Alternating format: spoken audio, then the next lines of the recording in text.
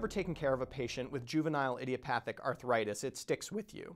The disease, which is often referred to as juvenile rheumatoid arthritis, is rarely fatal, but it can rob children of the ability to play, to be active, and to grow, the real essence of childhood.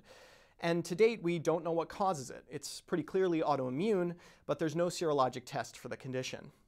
Now an article appearing in Pediatrics by Daniel Horton and, full disclosure, several of my former Penn colleagues, links prior antibiotic exposure to JIA. They used the THIN dataset, which is a United Kingdom primary care dataset. They identified 140,000 children, of whom 152 had JIA. They matched these to 10 controls each based on age and gender. The bottom line, 88% of the kids with JIA had been exposed to antibiotics compared to just 75% of the control children. That's a lot of antibiotics, but of course the question is, was it the infection that warranted the antibiotics that led to JIA, or was it the antibiotics themselves? The authors do a great job untangling this and put the blame at the feet of antibiotics. In multivariable analysis, the infection falls away as a risk factor. There was a dose-response relationship such that more courses of antibiotics was associated with a higher risk of JIA. There was also a temporal relationship. A dose of antibiotics more proximal to the index date was more strongly associated with JIA.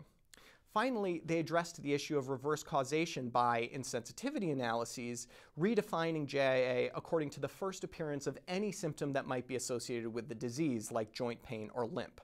In the end, though, it's fairly convincing that this association is real, although their explanation that antibiotics might alter the intestinal microflora and thus affect immunity has yet to be borne out in any studies.